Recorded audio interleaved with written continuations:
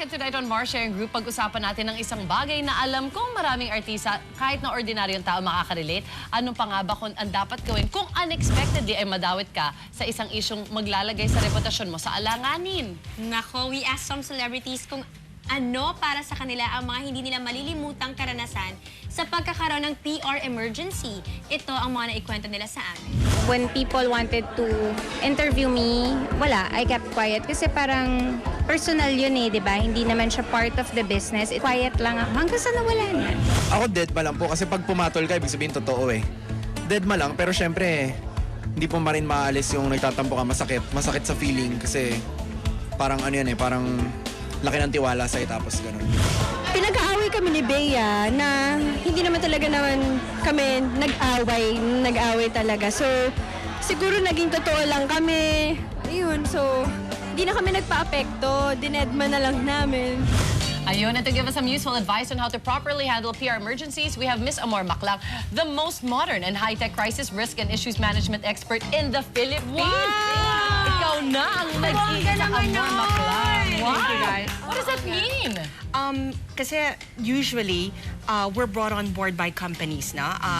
Kaya nga nung nag-uusap tayo about crisis happening to people, I was sharing with the team na most of the crisis that we're called in, halimbawa, 2:00 ng umaga, we get called in, Amor, may nag-crash na aeroplano, or someone choked on a hot dog on a promo and died, right? So a lot of the risks and problems happen to companies, pero the rules actually apply to whether you're a multinational company or whether you're a celebrity. Now, so there's certain rules na kailangang i-observe. Kasi a crisis only becomes a crisis if you allow it to be. Yes. So in other words, sino bang hindi nagkaka-problema? Sino bang hindi nagkakamali? How you're usually judged is not because of what you do, but because of how you reacted Deal with it. and how you deal with it. Right. Right. Totoo nga naman yun. Tama. So how do you deal with PR problems? Ano ba dapat ang gawin natin? Lalo na as celebrities kasi, prone tayo sa chismis na minsan hindi naman totoo. Pero kahit na anong sabihin mo, whether it's true or it's not, if it comes out, may bahid na yun ng katotohanan. That's right. Mayroong mga crises or issues that come about because of sins of commission. There are also issues that happen because of sins of omission. In other words, hindi mo lang i-manage yung bagay na baka nagawa mong mali, pero you have to proactively manage your reputation.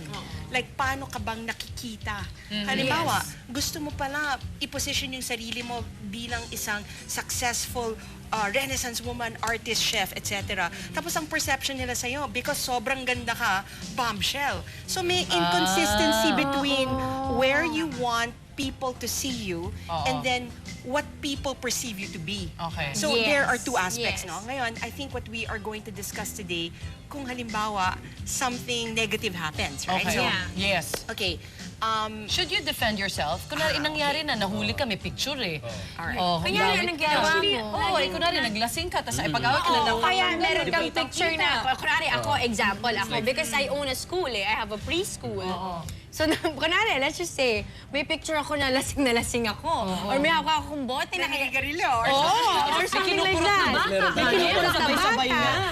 So, how do I So, paano ang interview nun? how do I deal with that? How do I clean my... Now, the first thing that you have to understand, the first cardinal rule of crisis, believe it or not, and this is even for PR, is you absolutely cannot lie. As in, seriously, there are 10 cardinal rules. No? Okay. Ang kailangan natin gawin is, you know, you apologize, maybe apologize to the parents kasi yun yung internal na tinatawag namin stakeholders. Okay? So, before you beat yourself up and before you panic, una mong identify sino ba yung kailangan mo na i-apologize-han. Sino yung pag hindi mo humingi ka ng patawad, it might redound to a pull-out in the business. That's right. So, the first one would be parents, no? Yes. You maybe send them a letter, apologize, and say how you're gonna correct it. Plan of action. It depends as to whether it's a publicity stunt. Now, if it's a publicity stunt and you really want to prolong it, then that's when you do the I deny, I didn't do, etc. But that's for a different show. Iba na yun. Now, paano paano kung halimbawa, Hindi mo mo ginawa. talaga ginawa, tapos you're being judged for it. Now, the first thing that I know that the seduction of keeping quiet, kasi Yes, hindi ko that's naman ginawa, no? The seduction of keeping quiet is there, but don't. Because, okay, Kasi ako, parang, I'm always at a quandary kung what's how best to deal with an issue. Kasi for me, pag sinagot ko, magkakaroon pa ng more... Sasagot diba? siya. Yes, yes, yes. So, yeah. So, hindi pala dapat. Okay, now, what we usually recommend to clients is kasi if you keep quiet and you know na hindi mo ginawa, then people are really going to assume that you did. it. Yeah. So, Silence means okay, yes. you know what? It's absolutely true. And saying, pa tayo, I know. Kasi syempre, great minds think alike. No? Ang hirap no? Parang kagaya yung social media, di ba? Parang ang bilis na. So, parang hindi-depende sa sarili mo ang maraming Instantly, comments. di ba? You explain what you did or did not do, and then you apologize. Kasi at the end of the day, ano ba yung reaction na gustong marinig ng mga Sympathy. tao sa Yung atin? makuha mo sa kanila. It's us to apologize. Oo, Yeah. oo, right. Sincerity. That's what they need to hear from us. Then, you can probably have 1 or 2 statements and then close it na. Yun. Even if they try to protract it o pahabain pa nila yung diskusyon, Tapos ka na. tapos na. Pero And then you move on. nagsalita ka. O, may sinabi ka. Yes. Sa isang issue ba nagmamatter kung totoo o hindi? Or depends lang sa perception? Okay, you know, whether totoo o hindi, you have to always tell the truth. I mean, I cannot emphasize that enough. okay. So that's the first.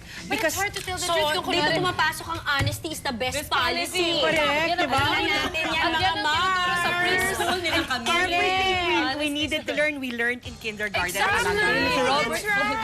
Alright, Amor, I think you've got an event coming up or something? I actually just, you know, I just wanna be able to maybe say to everyone that it's not what you do that matters.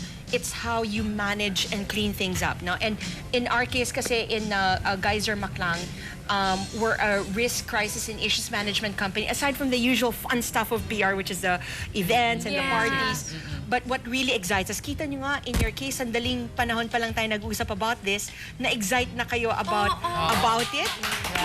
In our case, we get calls at 2 a.m. Feeling namin 24 kami, Jack Bauer, you have to come to the office. Oh, I love it! Exciting! Exactly. CTU. Exact CTU talaga, diba? So yeah, there's an alternative career. So if you guys reputation is everything. True. You can Yes, proactively manage it, and if you find yourself in a situation where you have to manage and clean it up, it's not the end of the road. So. Oo, totoo. Tomorrow is another day. Thank you so much. Thank you, guys. Thank you. We'll give out more tips sa aming pagbabalik. Up next naman, isa-share namin sa inyo ang other uses ng Velcro na maaaring makatulong sa pag-solve ng ilang mga household problems ninyo. Tutukan ng lahat ng yan sa pagbabalik ng Mar!